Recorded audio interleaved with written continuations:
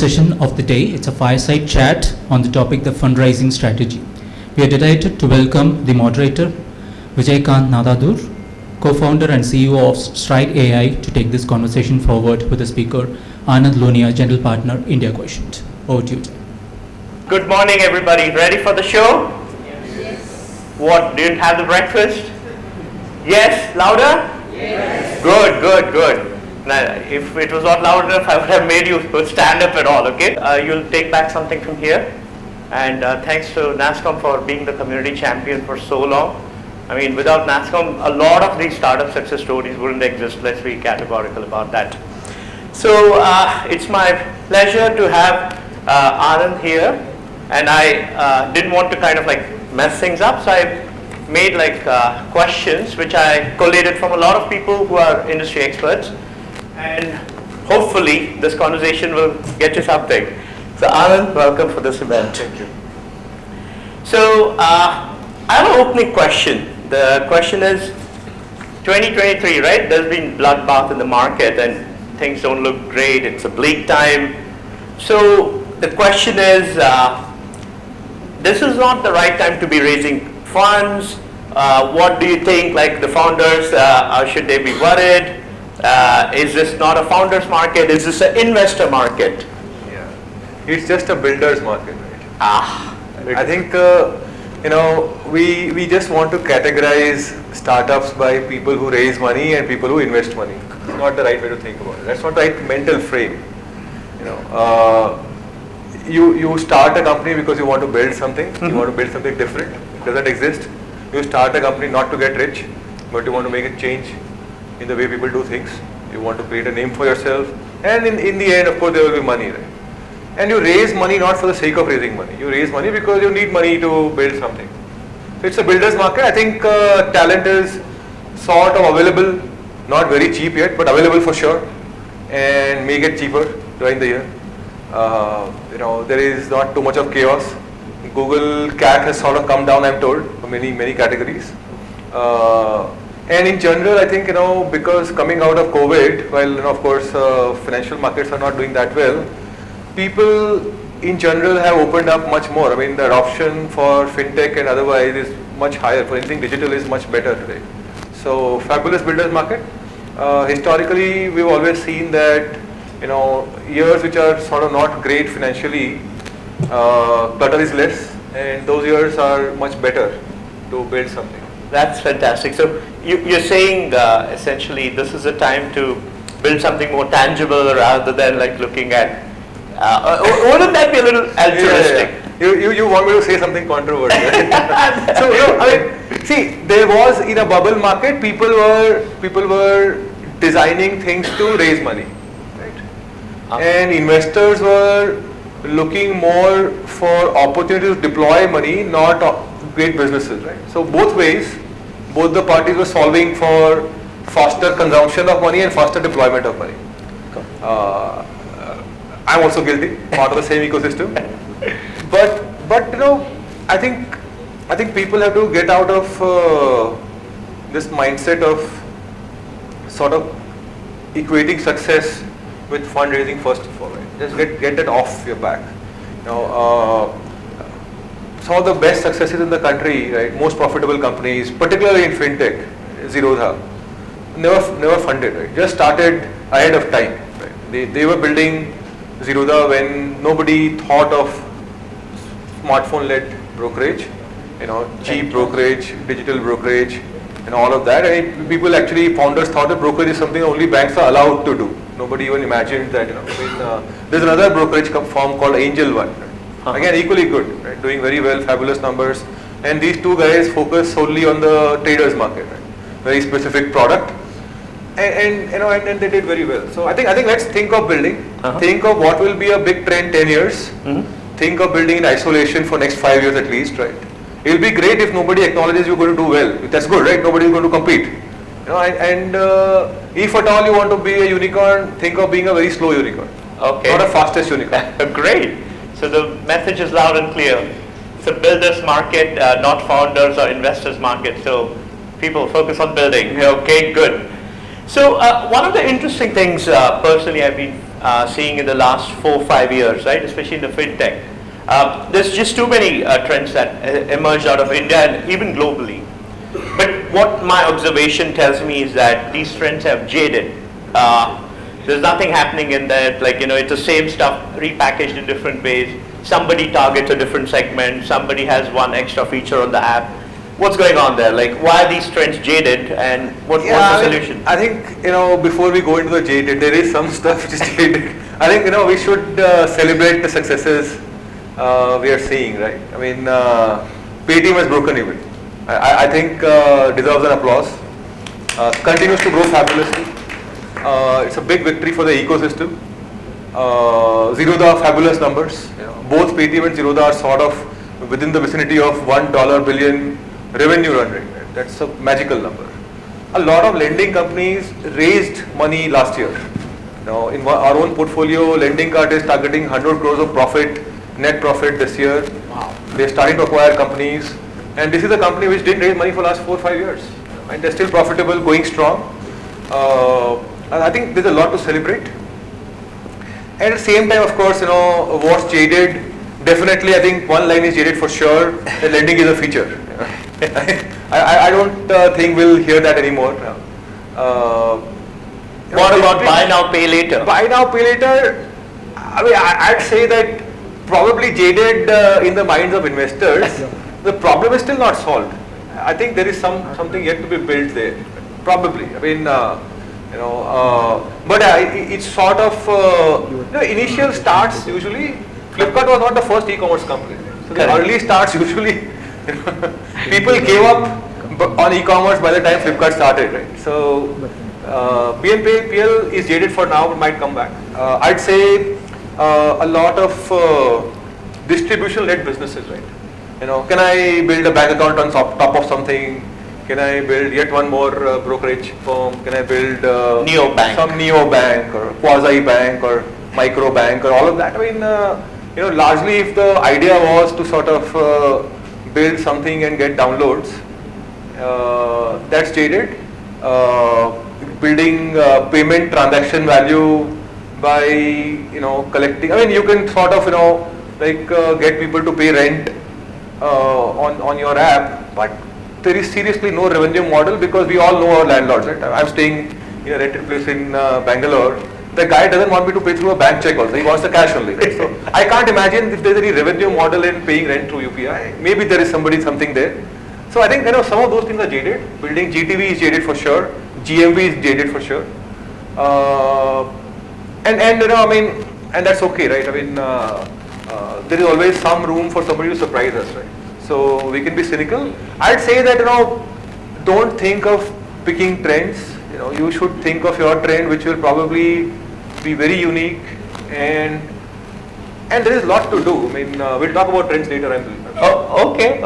That's a good answer. I feel like, pretty helpful.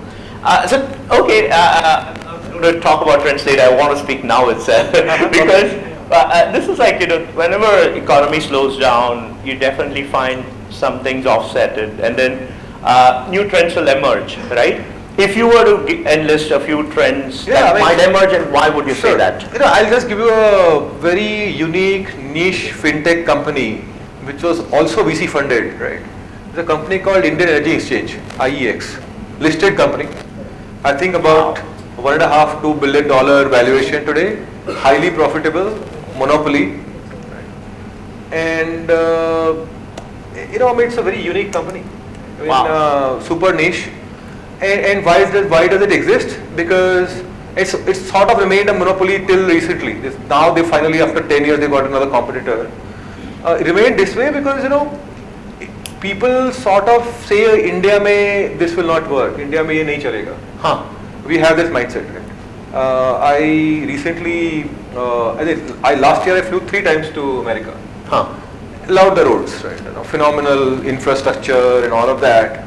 But by the way, fintech, we are way ahead. Right? We are way ahead. Right? I think it's a shame that you have to carry cash. You can't drink water there. You can't eat a slice of pizza without carrying cash, because they'll charge you $3 for the credit card swipe for a $2 water bottle. It's really shameful. True. And it felt that maybe maybe digitally, even otherwise, our quality of life is better. Maybe we will feel like a developed country very soon. Maybe we don't have to wait for our GDP per capita to catch up. Maybe some of these businesses in B2B, for example, look like niche. I mean, there is still no product for smartphones to sort of do option trading, high frequency option trading, and some of these are niche plays. So I'd sort of advise founders to go for real niches, map the whole world. If you think this will not work in India, and if 2, 3, 4 industry experts tell you, boss, India market is too small, right? That's the place to go. Oh, okay. I think we are there. We are already digitally. If you look at our GST collections, we are growing much faster than GDP growth. Wow. So which sort of means that we are a small economy, but the opportunity for sort of digital growth is phenomenal. In 10 years, we'll be a sizable economy. And in terms of digital penetration, in terms of adoption, in terms of government push, we're going to be way ahead. Wow. So you want to be in a trend which will be hot after 10 years. Maybe that is when you want to sell your company, you want to take your company to IPO. You don't want to take your company to IPO when your growth sort of slows down to 10-15%, right? You want to IPO when you're at the peak.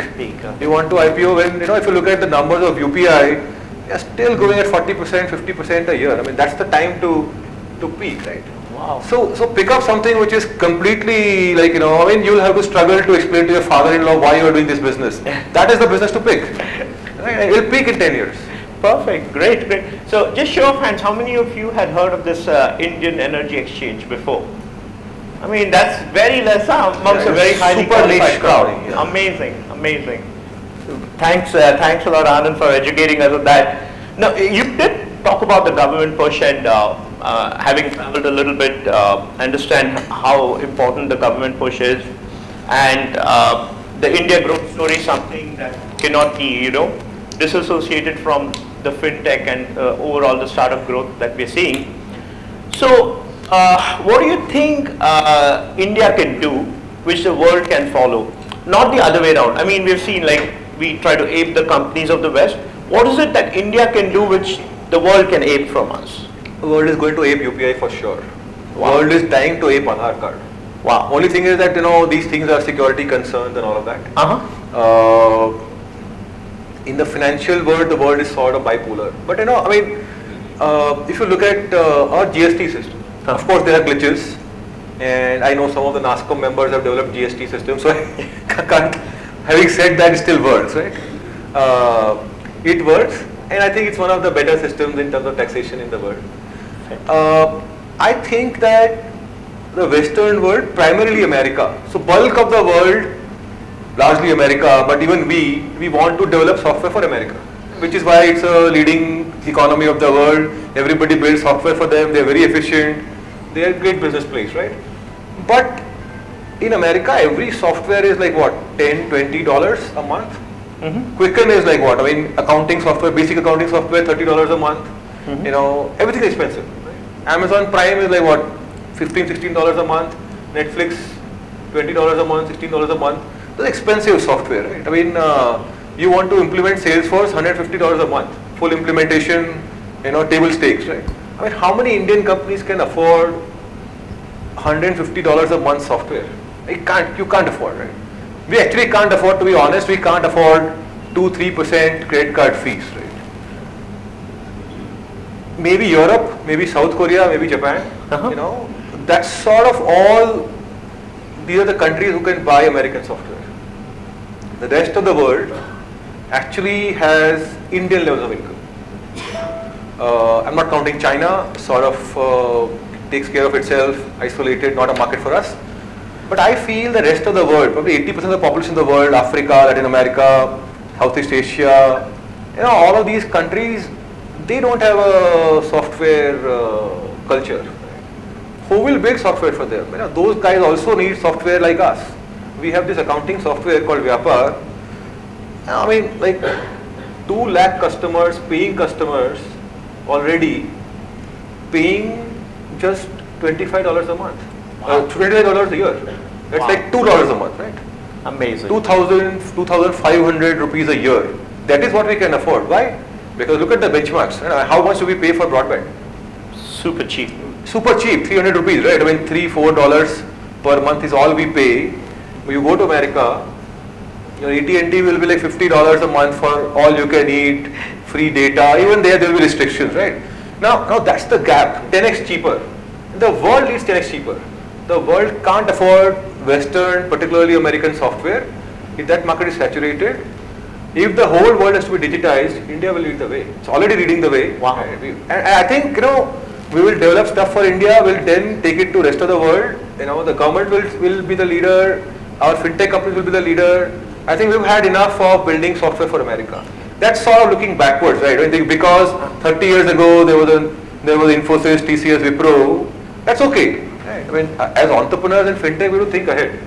So am I to correctly infer that when we are talking about this year's trend, that building world-class stuff from India for the world not necessarily implies US, which was the case, right? Until a decade, everybody looked at. So you're saying that we should look at the world really as is, as opposed to... Yeah, I mean, Vijay, all of us in this room probably at some point in our career had an option to emigrate to US, right? All of us. I have some friends who come back from US. Why are we here? We are here because India is doing great and we need to build for India. We are here because we want to build for India and then hence to aspire that, just because there is a dollar difference and all, I'll build something here, sell there. That's sort of, looking backwards again to repeat. I think people need to think of how can I build something which will be used by billions of people.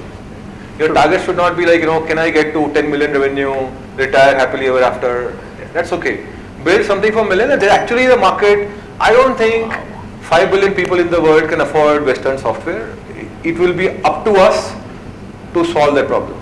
That's fantastic. I mean, and just to add on, right, recently when I was in Asia, I saw like the trend in like Vietnam, Philippines, Indonesia. It's phenomenal, and the buying power is growing up by the day. Yeah, I mean, like look, you go to Indonesia, right? I mean, entire Indonesia tech ecosystem run by Indian entrepreneurs. 100%, 100%.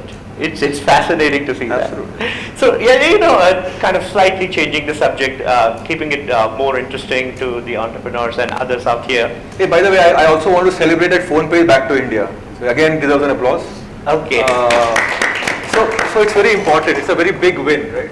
Yeah, I mean, true. I think I think gone are the days when every founder would first start with opening a Delaware company. Yeah. I'm hoping at some point government will take note, and one of my dear friends, Sanjay Swami of Prime Ventures, he suggested that the gift city should be the Delaware of India. Right. Hopefully we'll go there. Yeah. Fantastic. Why not? It's possible, huh? The things happen faster than we always happen faster, anticipated. and I mean, we should have a Delaware onshore. Would be fascinating, actually, and that will change the It will landscape. be a big game changer. That will be amazing. So, picking back to your original hat of investor, so what I want to know from you is, see, like when the situation turns a little adverse. Do polite to your guests. Take your mind. Okay. So when the situation is not good, let's be honest. So are investors going to be looking at measurable ROI only then I invest, or the moonshots are going to be drying up? There's no moonshots. We're not funding your crazy adventures. Give us the money, I'll fund you. Yeah, what is your thinking? I don't know. Give me some moonshot. I can't pick a moonshot in the last 3-4 years. People were defining a moonshot as becoming a unicorn. That's a lazy way of defining a moonshot. Very ambitious idea. Yeah, I mean, moonshot was I raise a lot of money. Okay. Moonshot was I'll go and raise all this money and spend all of it on hiring Salman Khan for my fintech or Akshay Kumar. That was a moonshot, right? Yeah, I mean, and of course, the bigger moonshot was I'll take $20 million of secondary. Yeah, if you define moonshot that way, of course, I have no answers. But bring me some moonshots, right? I think people are more keen to do moonshots now. It's sort of happening. I must say that founders also need role models, and unfortunately in this country we haven't been able to produce a lot of role models. People say, oh, Zerodha is not a good role model, Zoho is not a good role model because we're in a different business. So we sort of want to pick easy role models, right? How can I learn how to pitch? Founders spend half of their time not thinking of a moonshot, but how do I go to Nasscom 10K, learn how to pitch? Yeah, I mean, of course, so you can't build a moonshot, right? I think you're building a moonshot if VCs snuff you, find you, come to your office, knock your door and say, can I please come in and pitch myself, right? That's a moonshot. And we're not seeing a lot of moonshot. So it's interesting, maybe, so what you're saying, let me try to summarize it. So there is still scope for building real moonshots. It's not just going to be strictly ROI driven. So there is chance for real experimentation. But if you're taking people for a ride or you're planning to do that, probably your time's up. Okay, keep that in mind now. Is that correct? Okay, cool. So, so if I'm a first-time founder or someone else is a first-time founder, somebody else has raised a seed round.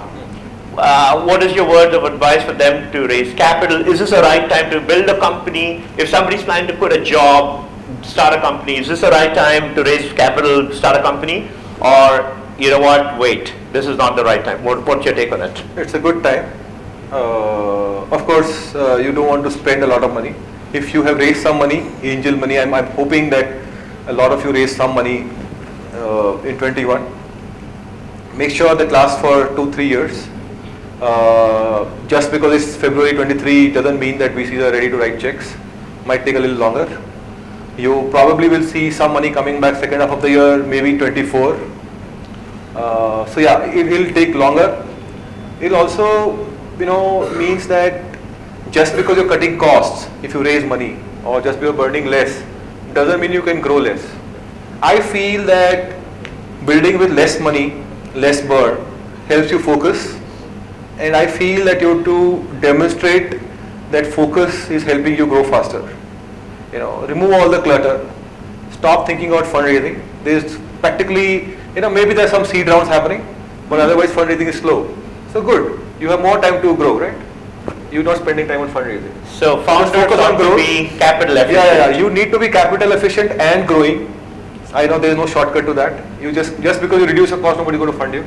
You will have to reduce your cost, reduce your burn, and keep growing and be alive, right? Be alive when funding comes back. If there is a mode of being default alive, that's your ideal situation. But I feel that, I have a lot of companies, we have this one company outside fintech in the dating space, right? Their average revenue, initially they thought, why do we need to do revenue? Of course, we have a funded company, storied founders, already raised 1 or 2 rounds. Then they started monetizing. They've increased their ARPU by 10x with the same customer acquisition cost. It's really surprising. This company is going to go break even very soon. And now they're thinking, why can't we do 300-400 crore rupees of revenue and go to IPO because we'll be really profitable. And that's the better way. We don't want to raise money. And wow. Yeah, I think it's just that sometimes this cash crunch actually brings out the best in you. And stop worrying about cash crunch. Stop discussing. There is no point in thinking of hacks, attending seminars. If you're here, most welcome. But you should be here to open your mind, not how to network with investors and sort of find somebody to pitch to. That's not your idea.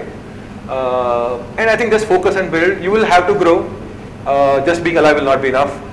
I feel that in 21, probably 3x in terms of volume of funding happened. So if you raised your seed round in 21, maybe only 1/3 of them, 1/4 of them will raise a Series A, maybe less, maybe 1/10. Wow. So even when the funding comes back, volumes will drop. By the way, one more clarification, Vijay. A lot of media reported that a lot of last year funding reduced. No, last year funding didn't reduce. It didn't cut down by 50%. Last year funding was zero. Zero Series B rounds, zero Series C rounds. Wow. Whatever announcements you heard last year, even as late as October, were deals that were consummated in 21. Oh, so that's there no funding. Got it. There are no Series A, B rounds happening. Very, very rare. It may pick up, but hence it's actually a very, very dry season right now. You just need to focus on building. Okay. By the way, if you think you need a lot of venture capital anytime soon, maybe you want to go work for somebody and come back later. Okay, so now you have the correct piece of advice. I don't Very want to pragmatic. disappoint, but there are a lot of you who will build, right? But yeah, you sort of can't be banking for, okay, next month I raise money. Very difficult right now. Maybe just go to your angels and maybe add some money. Yeah, maybe that's the better way to do it. So be optimistic, but don't be not pragmatic. You got to be pragmatic yet optimistic. Yeah. That's what is the message from the investor here. So okay, talking about optimism, are you optimistic about global markets? Not really. On a scale of 1 to 10. I'd say if there is a short-term spike in the markets, it's just pushing the problem back. Global markets need to contract a lot. The Western world has printed just too many dollars. I mean, what kind of economy is it where everybody actually can afford the fanciest version of iPhone? I mean, I just can't imagine. Everybody in America has the money. And it's like almost like, they are printing money to give to Google, Apple, etc., etc. Right? I mean, that won't last long. It'd be healthier for the whole world if the Western world contracts. The interest rates are high for a long time. We should wish for things to be good in the long run. Let's not hope for a spike this year. Right? We're not traders. We are builders. We want our company to be alive in 25, 50 years, and high rates and sort of, real estate and public markets being sort of down for a long term will be better for the whole world. Last question, optimistic about India or not? Phenomenally optimistic. On a scale of 1 to 10. I'll tell you, I've been an entrepreneur since the dot-com boom and bust. I've seen every cycle practically in the country. I've been a VC for 15 years now and never been more bullish about the country. I think everything that we thought will not be possible has become possible. Right? Look at that. I've seen people who were naysayers of UPI, we made it happen. People said Indians will never pay for software. People are paying for software. There are PTMs selling like 60 lakh sound boxes at maybe 100, 200 rupees a month, but it's still selling them. Right? People are transacting. I mean, everybody and their brother. Right? I mean, I think we're not talking about e-commerce adoption anymore. It's sort of taken for granted. Right? For sure. Payment adoption taken for granted. I mean, like the maids are saying, madam, UPI kar do. Fascinating. It's amazing, right? I mean, because she doesn't want to go to the bank and put money in the bank, right? So might as well get a digital transfer. So very optimistic. I think we are a nation of farmers. Every farmer fends for themselves. So sort of, I feel that unlike other countries, every farmer is an entrepreneur, genuinely. Every farmer plans for themselves. Indeed. And the next generation will be very positive. I'm waiting for the time when all of these family CTOs, the young teens who do your bookings and your UPI recharges in the family, these kids will grow up. They will enter the workforce, they will enter the businesses, they'll probably enter farming also. And just imagine the opportunity we'll have then. Wow, fascinating. Thank you so much, Anand, for your knowledge sharing and such a wonderful interaction. Truly appreciate it. Thank you.